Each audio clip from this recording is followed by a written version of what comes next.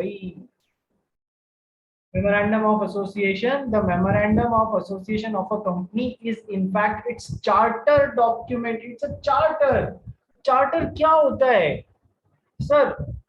ये मेरा कोर्ट है और ये इसके चार्टर है। चार्टर मतलब ये इसके रूल्स एंड रेगुलेशंस हैं। It's the charter document, it's the constitutional document. कि अपने जैसे मैंने आपको कल भी बताया था, the supreme law of the land is constitution of India. ठीक है, सारे लॉ जो इंडिया में लागू होते हैं वो इसके कॉन्सोनेंस में होने चाहिए, इसकी स्पिरिट से मैच करते हुए होने चाहिए। यदि कॉन्स्टिट्यूशन ऑफ इंडिया की स्पिरिट के अगेंस्ट कोई बात किसी भी लॉ में लिखी हुई है तो उतने बेसिस तक वो सेक्शन हटा दिया जाएगा। बाद में भी हटाया जा सकता है कि गलत गलत आ गया भी हटा दो, कॉन्स्टिट्यूशन ऑफ इंडिया से अनकॉन्स्टिट्यूशनल है ये सेक्शन, तो हटा दो इस बात को। ठीक है, तो सर चार्टर डॉक्यूमेंट है, कॉन्स्टिट्यूशनल डॉक्यूमेंट है, वो डॉक्यूमेंट है जिसपे कंपनी की पूरी बिल्डिंग खड़ी होती है। पूरी बिल्डिंग किस पे बनी हुई है? इस चार्टर डॉक्यूमेंट, इस constitutional document memorandum of association पे बनी हुई है। ठीक है सर, बहुत बढ़िया। So it's the charter or constitutional document. It defines the constitution and scope of the powers of the company with which it has been established under the act. कि ये क्या क्या काम करने की पावर रखती है ये कंपनी। ठीक है, कितने रुपए की कैपिटल इशू कर सकती है ये, ऑथराइज्ड कैपिटल क्या है इसके पास में, कितनी ताकत है, क्या काम कर सकती है, इसके मेंबर्स की लाइबिलिटी कैसी है, सारी बातें कहां पर लिखी हुई होंगी? मेमोरेंडम ऑफ एसोसिएशन में। सर अब है ना, दो डॉक्यूमेंट्स होते हैं, थोड़ा सा ध्यान रखना, memorandum of association and article of association. Sir article, कुछ राइटर्स ने इन दोनों को ही कॉन्स्टिट्यूशनल डॉक्यूमेंट बोला हुआ है। कॉन्स्टिट्यूशनल डॉक्यूमेंट बोल भी सकते हैं, और कुछ लोगों ने केवल मेमोरेंडम ऑफ एसोसिएशन को ही कॉन्स्टिट्यूशनल डॉक्यूमेंट बोला हुआ है। लेकिन उन्होंने ये बात भी बोली हुई है कि मेमोरेंडम ऑफ एसोसिएशन इसके अंडर ही आता है। इट नीड्स टू बी, इसका छोटा भाई है article of association, sorry article of association memorandum of association का छोटा भाई है। ये कंसोनेंस में होना चाहिए मेमोरेंडम ऑफ एसोसिएशन के। ठीक है सर, अब मैं आपको है ना एज ए स्टूडेंट समझाने की कोशिश करूं कि एक्चुअल में, ठीक है किताबी बातें अपनी जगह पर ये होते क्या है। तो सर मेमोरेंडम ऑफ एसोसिएशन वो डॉक्यूमेंट है जिस जो बताता है कि कंपनी बाहरी दुनिया से कैसे इंटरैक्ट करेगी, आउटसाइड वर्ल्ड से कैसे इंटरैक्ट करेगी, बाहर की दुनिया को कंपनी के बारे में जो भी बातें जाननी जरूरी है वो सारी कहां पर लिखी हुई होगी? मेमोरेंडम ऑफ एसोसिएशन में। और आर्टिकल ऑफ एसोसिएशन में क्या बात दी हुई होगी सर? कि कंपनी की इंटरनल वर्किंग कैसे काम करेगी, कंपनी अंदर से कैसे काम करेगी, इंटरनल वर्किंग कैसे होगी, ये सारा कहां पर दिया हुआ होगा? आर्टिकल ऑफ एसोसिएशन में। जैसे एक मेमोरेंडम ऑफ एसोसिएशन में दिया हुआ है कि कंपनी अपने काम को करने के लिए मैक्सिमम 5 करोड़ रुपए तक का लोन ले सकती है, ये यहां पर दिया हुआ है। और आर्टिकल ऑफ एसोसिएशन में दिया हुआ है कि कंपनी के कोई डायरेक्टर को कंपनी के काम करवाने के लिए लोन लेने की जरूरत है तो वो 3 करोड़ रुपए तक के लोन तो बिना किसी की परमिशन से ले सकते हैं, ऐसे ही ले सकते हैं। और यदि उनको 3 करोड़ से ज्यादा लोन लेना है तो वो कंपनी की जनरल मीटिंग में शेयर होल्डर्स का रेजोल्यूशन पास करेंगे और फिर 3 करोड़ से ज्यादा के लोन ले पाएंगे। 3 करोड़ के लोन तक के लिए उनको कुछ लेने की जरूरत नहीं। तो कंपनी की इंटरनल वर्किंग कैसे चल रही है ये आएगा आर्टिकल ऑफ एसोसिएशन में, और कंपनी बाहरी दुनिया से कैसे इंटरैक्ट करेगी ये दिया हुआ है मेमोरेंडम ऑफ एसोसिएशन में। ठीक है सर, अब मेमोरेंडम ऑफ एसोसिएशन में काफी सारे 6 क्लॉजेस होते हैं। मेजर क्लॉज में आपको अभी बताता हूँ, बाकी पढ़ते वक्त कवर हो जाएंगे। सर सबसे पहले बाहरी दुनिया को ये जानने की जरूरत है, कोई मिस्टर एक्स हैं, वो इस कंपनी से है ना कॉन्ट्रैक्ट बनाना चाहते हैं, मिस्टर एक्स कंपनी के साथ में कॉन्ट्रैक्ट बनाना चाहते हैं, तो मिस्टर एक्स को पता तो पड़ना चाहिए इस कंपनी का नाम क्या है। कि सर पहला क्लॉज जो मेमोरेंडम ऑफ एसोसिएशन का है वो है नेम क्लॉज। ठीक है, कि आप किससे कॉन्ट्रैक्ट या एग्रीमेंट बनाने की बात कर रहे हैं उसका नाम तो होना चाहिए ना, कि सर इस कंपनी का नाम ये है। ठीक है सर, नाम में भी कैसे लिखा हुआ होगा? Limited, private limited, If it is a private company, then the word private will come. If it is not a private company, then no word private will not come. Public में word public limited कभी नहीं आएगा, ये बात ध्यान रखना, ठीक है। तो नाम में if it is a private company, तो सर बाहर वाले को नाम पढ़ते ही समझ में आ गया, क्या नाम समझ में आ गया, अरे ये तो प्राइवेट कंपनी है, ठीक है। यदि प्राइवेट नहीं लगा हुआ है तो उसको समझ में आ जाएगा सर ये तो पब्लिक कंपनी है, यह तो पब्लिक कंपनी है, ठीक है। अब उसमें एक वर्ड लिमिटेड लगा हुआ है तो सर पता पड़ जाएगा ना कि सर इस कंपनी के जो है उसमें लाइबिलिटी लिमिटेड लाइबिलिटी है, आइदर लिमिटेड थ्रू शेयर्स और लिमिटेड थ्रू गारंटी। ये अपन ने पढ़ा है ना, difference between a company limited by shares and a company limited by guarantee. बोलो पढ़ा है या नहीं पढ़ा है, ठीक है। तो ये कंपनी की लाइबिलिटी लिमिटेड हो गई ना, बोलो लिमिटेड बाय शेयर्स या लिमिटेड बाय गारंटी से, बोलो हाँ या ना। हाँ सर। हाँ सर, अमीश भी बोला, देवांश भी बोला, देवांश हाँ या ना, बोलो समझ में आ रहा है। किन किन को नहीं आया वो हाथ खड़े करें। सबको समझ आ गया, वंडरफुल। समझ नहीं आया। समझ नहीं आया, भान्यमी क्या समझ नहीं आया बेटा। So I'll just rewatch the video. बाकी सब इतने ब्रिलियंट है कि उनको गलत बोला हुआ भी समझ में आ गया। दे आर सो ब्रिलियंट, चाहे वो जीत पटेल हो, चाहे वो देवांश हो, चाहे जिसने हाथ खड़ा नहीं किया, वो सब जने हो। मैंने कहा कि सर कंपनी के नाम में यदि ऐसा लिखा हुआ हो XYZ प्राइवेट लिमिटेड, तब तो ये एक प्राइवेट कंपनी है, या फिर लिखा हुआ XYZ लिमिटेड तो ये एक पब्लिक कंपनी है। ये बात तो सबको समझ में आ गई, जो बात मैंने सही भी बोली थी।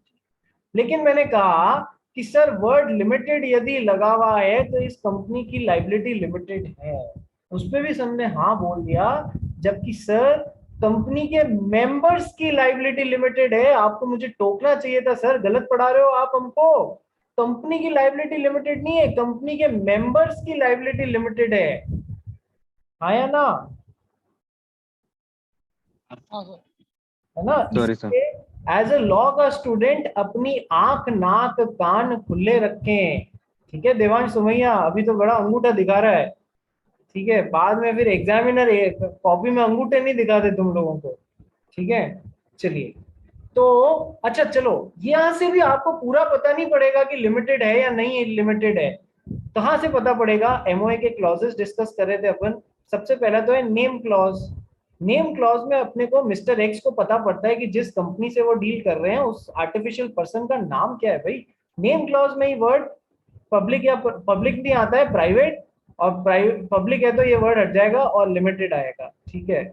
चलो सर नेम क्लॉज, और यदि ओपीसी है तो यहाँ ब्रैकेट में ओपीसी आएगा, ओपीसी या तो यहाँ आएगा ओपीसी लिमिटेड इस तरीके से, ठीक है, या फिर बाद में आएगा, जैसा भी है आएगा जरूर ब्रैकेट्स में, तो जैसी भी कंपनी है वैसा नाम आएगा।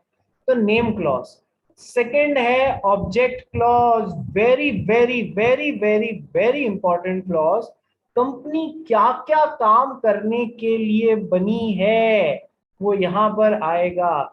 सर कंपनी सीमेंट ट्रेडिंग करने के लिए बनी है और कंपनी वेजिटेबल ट्रेडिंग करने के लिए बनी है, इन दो कामों के लिए बनी है। और इन दो कामों को करने के लिए जो भी काम नेसेसरी है वो ये कंपनी कर सकती है, एंसिलियरी काम है वो ये कर सकती है, ऐसा लिखना पड़ेगा आपको, ठीक है।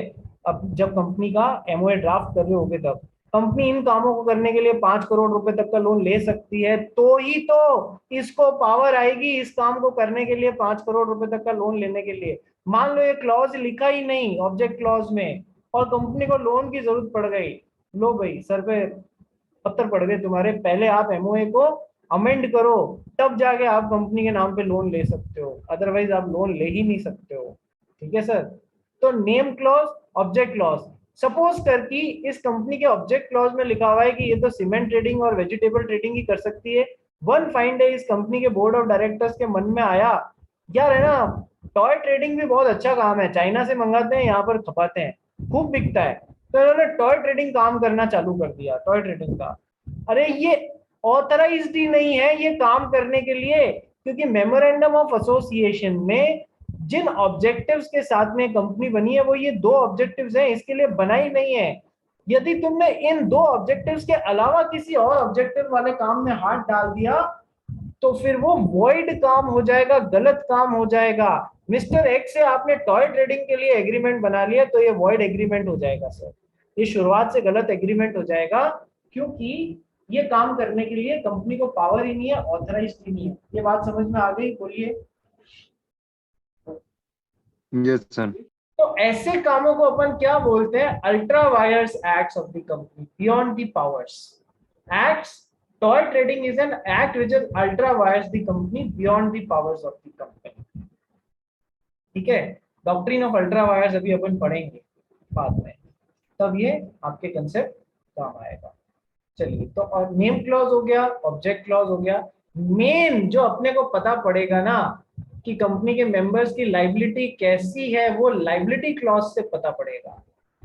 ठीक है, कि कंपनी के मेंबर्स की लाइबिलिटी लिमिटेड है, लिमिटेड बाय शेयर्स है, लिमिटेड बाय गारंटी है, या फिर अनलिमिटेड है, या फिर अनलिमिटेड है।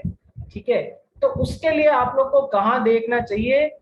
यहां पर देखना चाहिए, मेन यहां पर देखना चाहिए।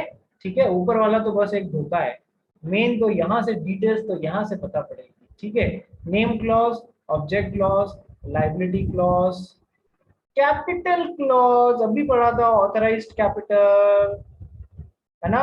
The authorised capital of the company is ₹10 lakhs divided into 1 lakh shares of ₹10 each। ये तीन बातें आनी चाहिए इसमें। ऑथराइज्ड कैपिटल टोटल कितनी है, कितने नंबर ऑफ शेयर्स में, कितने रुपए वाले शेयर्स में डिवाइडेड कर।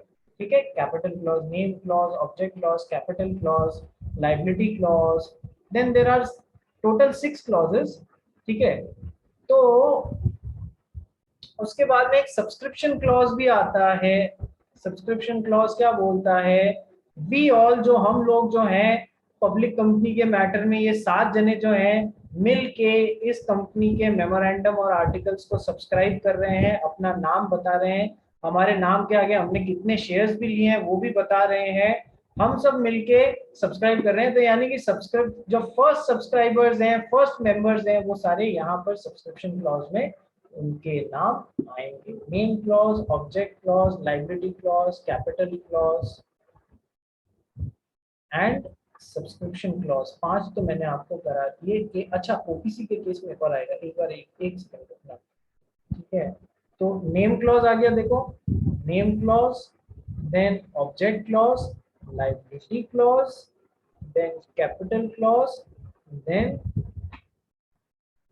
दैट इज एसोसिएशन क्लॉज भी बोलते हैं सब्सक्रिप्शन क्लॉज को। सारे सब्सक्राइबर्स जो है ना वो सब एसोसिएट हो रहे हैं साथ में, तो ये हो गया। अब इसके अलावा एक क्लॉज और बचा है which is the registered office clause. Sir registered office clause क्या बताता है? कौन बताना चाहेगा, कौन अंदाजा लगाना चाहेगा? बताओ रजिस्टर्ड ऑफिस क्लॉज क्या होता है?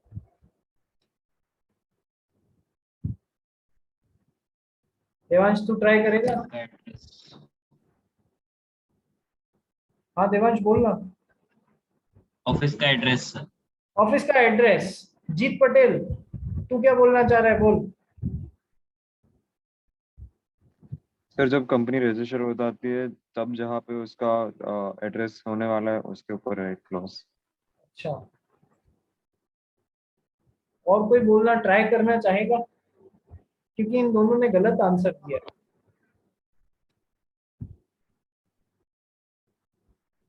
अमीश तू ट्राई करेगा बेटा? सर आप वापस क्वेश्चन एक बार रिपीट कर सकते हैं? मेरा क्वेश्चन ये रजिस्टर्ड ऑफिस क्लॉज में क्या आएगा? सर जो अभी जो स्टेट या जो सिटी में उसमें उसका एड्रेस आएगा।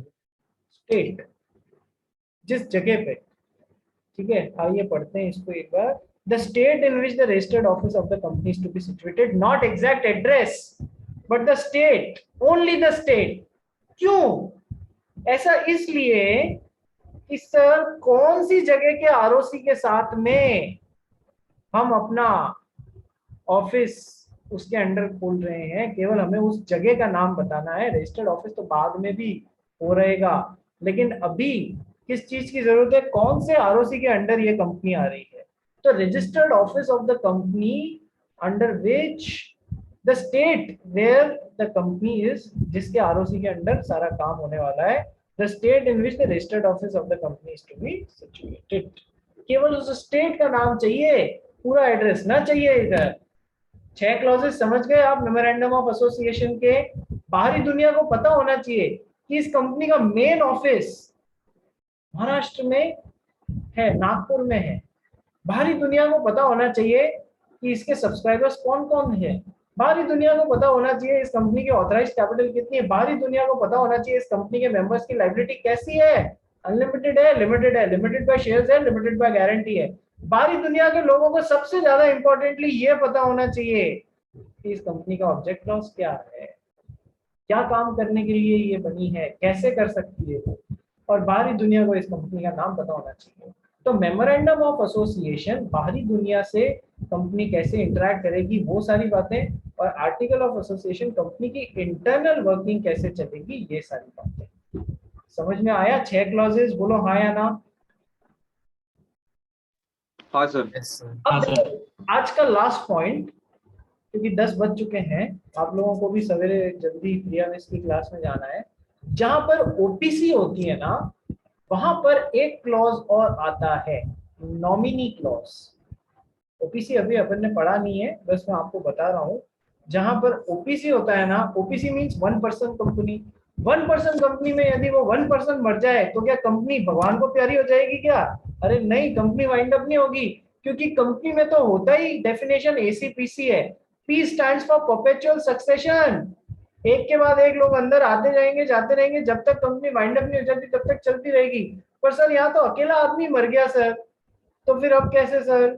सर वो एक नॉमिनी, जिस समय ओपीसी फॉर्म हो रही होती है ना, उस समय उसी समय से एक नॉमिनी अपॉइंट कर दिया जाता है कि यदि मैं मर जाऊं या फिर मेरी कॉन्ट्रैक्चुअल कैपेसिटी खत्म हो जाए, यानी कि मैं इंसॉल्वेंट हो जाऊं, ठीक है, ऐसी कोई बात, तो मैं उस इवेंट में ये बंदा आके कंपनी का 1 पर्सन बन जाएगा। 1 पर्सन कंपनी में ये संभाल लेगा उसको, ठीक है। तो नॉमिनी वो आदमी या वो गर्ल या फिर वो बॉय या ह्यूमन बीइंग होता है जो उसको संभालेगा 1 पर्सन कंपनी में।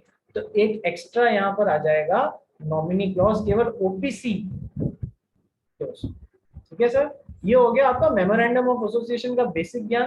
कल हम लोग पढ़ेंगे इसको और एमओए को खत्म करेंगे। और फिर मैंने कहा था ना, डॉक्ट्रिन ऑफ अल्ट्रा वायर्स आएगा, मेमोरेंडम ऑफ एसोसिएशन के बाहर जाके कुछ काम करती है जो अलाउड ही नहीं था, टॉय ट्रेडिंग कर ली है, तो वो doctrine of ultra vires, beyond the powers. चलिए जी, आज के लिए इतना बहुत है।